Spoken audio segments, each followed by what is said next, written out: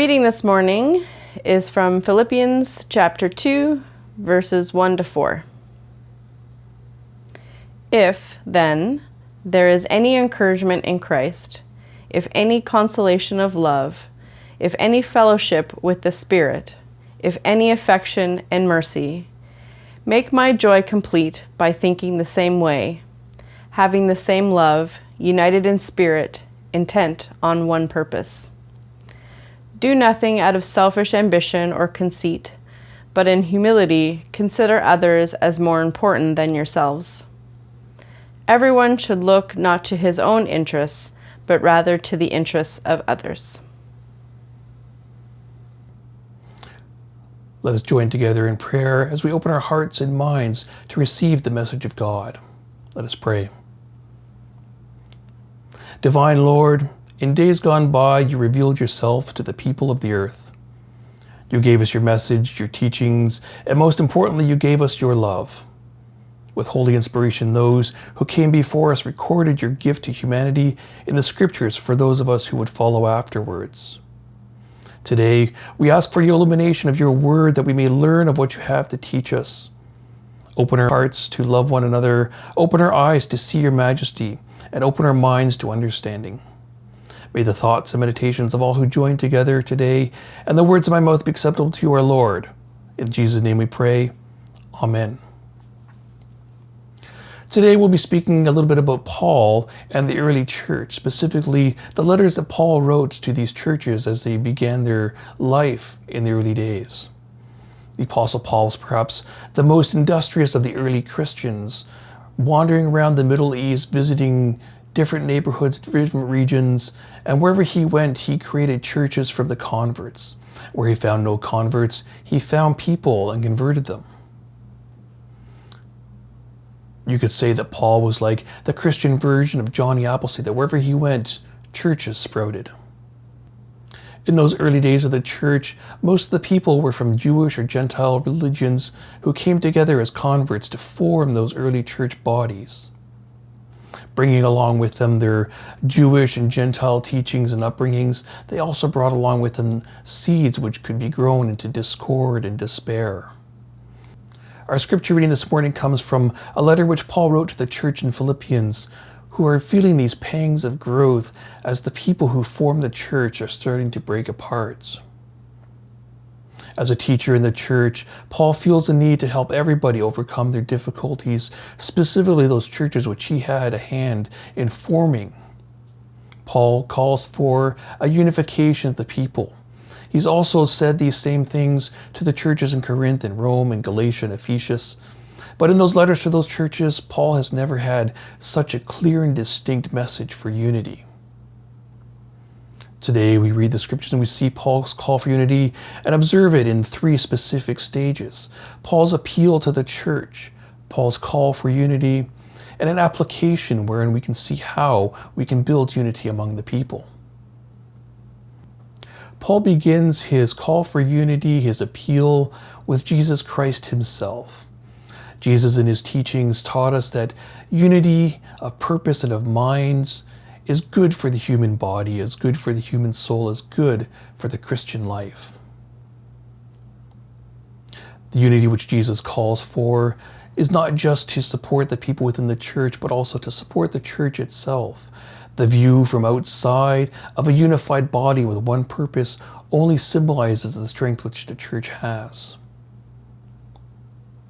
Jesus' call for unification on the grounds of love provides yet another reason for Paul and his appeal. The community divided causes stress upon those relationships from one another, breaking apart the body of the church. We find ways to argue and fight with one another. In the church of Philippians, the community is already seeing these divisions, the damage caused by disunity. Factions of the church are breaking apart, going their separate ways to do their separate things.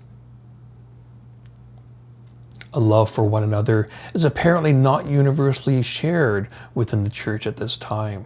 Otherwise, love for one another would have been overcoming these difficulties. The spirit of which Paul speaks of next is the one which should be binding all Christians together. In his letter to the Corinthians, Paul wrote that we are all one body in our baptism. This new body transcends those old divisions of race, of nationality, of position in society, of male or female. The communal peace which Paul seeks in unity should be the results of these bonds of the Spirit that we gained when we became Christians. Affection and mercy are qualities which Jesus calls for in all of the followers. As well, Paul, when he wrote to the Colossians, calling them for that same thing when dealing with another church. While love has already been examined, providing a similar means of connection, affection can be observed as a less vigorous connection from one another. Mercy, on the other hand, can exist when neither affection nor love exist. Although Jesus calls us to love our enemies, that sometimes is very hard for us as humans. Mercy, on the other hand, is something we can easily display to all, no matter how we feel about them. In his final portion of the appeal, Paul presents his friendship, his love, his leadership as yet another grounds for the people to listen. Paul, although he may not have always been treated well by the church and the community and the surrounding neighborhoods, has always enjoyed a warm friendship and relationship with the church here. Paul has a certain prestige as one of the apostles, as the leader of the church, as a teacher. And as a result, Paul's personal interest in this matter must carry additional great weights. And for a second now, I'm just going to jump back to the beginning of the scriptures and look at the very first word, if. Paul asks, if, a rhetorical question which calls upon the reader, the listener, to examine what it is that Paul is questioning. And all these things which come from Jesus' teaching, from Paul's teaching, from the church's beliefs and morals, they're unequivocally true. There's no way that Christians can deny any of these things that Paul's asking for, and that if, in the rhetorical sense, leaves no room for Christians to argue in his call. Now, Paul goes on to define his call as a commonality in thinking, love and spirit and purpose. Paul is not calling for a one lifestyle, one way of living, and that would be difficult, if not impossible, to accomplish across all peoples, across all churches, in all areas of the world. Rather, he wishes them to share a common set of values amongst one another. When asked what the greatest commandment was, Jesus responded, "Love your God. And second to this only, love your neighbor." These two commandments are represented by Paul in his call to unity. And if an individual identifies themselves as Christians, as a follower of Jesus' teachings, then Jesus' commandments must hold sway over what they do and what they think. Grounded in the teachings of the Messiah, Paul represents a vision of unity that is beyond reproach. To believe otherwise is to fail in our Christian beliefs. In using the full range of these justifications, Paul grounds his appeal in things that we all must believe. Paul is so intent on delivering just a one message that he repeats it over and over again in separate ways, calling for those ideas and thoughts which lead to affection of one another, which lead to the unity of the church. That's all. Just one small thing, one small change, which will make everybody so much happier, make life so much easier, make the church so much stronger.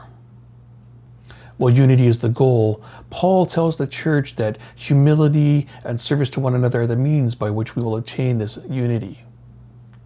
When we are acting in a humble manner, without seeking praise or exaltation, a sense of equality is created.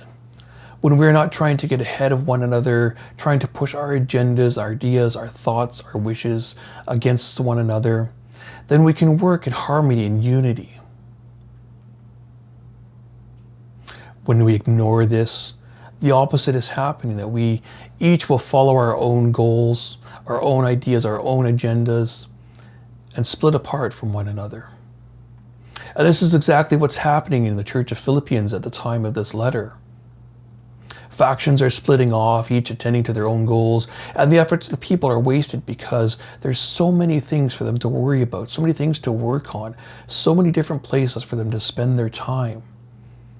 Everybody seems to be arguing with one another, fighting with one another, and it's utter chaos. And throughout this whole letter, Paul has been writing to the church. Paul repeatedly calls for a sense of unity in their purpose, a call to humility. Paul brings up Timothy. He's an example of self-sacrifice.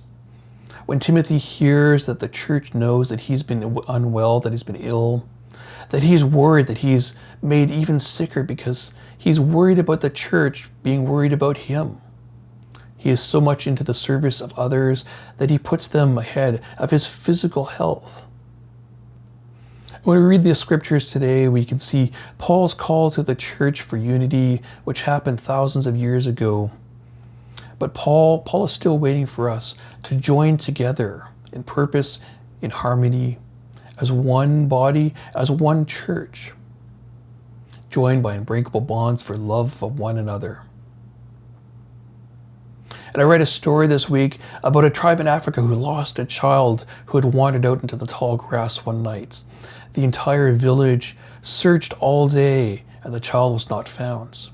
Many didn't sleep that night because of their worries. And the next morning, someone thought, what if we all hold hands and search through the grass together? And they did. And they found the child. But unfortunately, it was too late. The child had passed away in the cold of the night, being unfound by the people. And in anguish, the people said, if only we had held hands together sooner. When we are failing at creating unity within ourselves, we are failing those who surround the church on the outside, who are looking for the church to bring support to them. Those lost sheep which Jesus has sent us to find and bring back to the flock. Those people who we've been told to find and make followers. And if we ever hope to walk in the ways of Jesus, we need to listen first to those greatest commandments. Love God, love your neighbor. And in that love, we will find the compromises that we need in order to live together in harmony with one another, uplifting one another, supporting one another, and ensuring that our unity, nobody is left outside. Let us pray. Holy Lord, we pray for the church that we might truly live the unity that we receive through the Holy Spirit. God of our strength, change us by your grace. For the nations of the world, that they may live in peace with one another and promote justice for all. God our strength, change us by your grace. For all people, that we may be good stewards of the earth. God our strength, change us by your grace. For the people of our society, that we may be transformed to live as caring neighbors to each other. God our strength, change us by your grace. For the sick and suffering, that they may be transformed by your healing presence. God of our strength, change us by your grace. For all families and households, that their struggles and joys may be found in the fulfillment of your love. God our strength, change us by your grace. For all who are watching at this time, I invite you to speak together the words which Jesus taught us. Our Father, who art in heaven, hallowed be thy name. Thy kingdom come, thy will be done on earth as it is in heaven. And give us this day our daily bread, and forgive us our trespasses as we forgive those who trespass against us. Lead us not into temptation, but deliver us from evil. For thine is the kingdom, the power, and the glory, forever and ever. Amen. As we've come to an end of our short time together, I offer you these words of benediction to support you in the week to come. Go in peace, and may the Lord, who gave water to the people in the wilderness, pour out upon you the fullness of God's blessing. May your faith be grounded upon the rock which cannot move, and your love be as bountiful as the love which sustains you each and every day. In the name of the Creator, the Sustainer, and the Redeemer. Amen. Trillium United Church and myself, thank you for taking time out of your busy days to join us for this moment of learning and worship. If you've enjoyed our time together and have not already done so, I invite you to click the subscribe button and the alert bell to be notified as we post new videos. Also, if you've enjoyed this time together, we invite you to click the thumbs up button so that we may share the word with more people. Thank you and have a great week.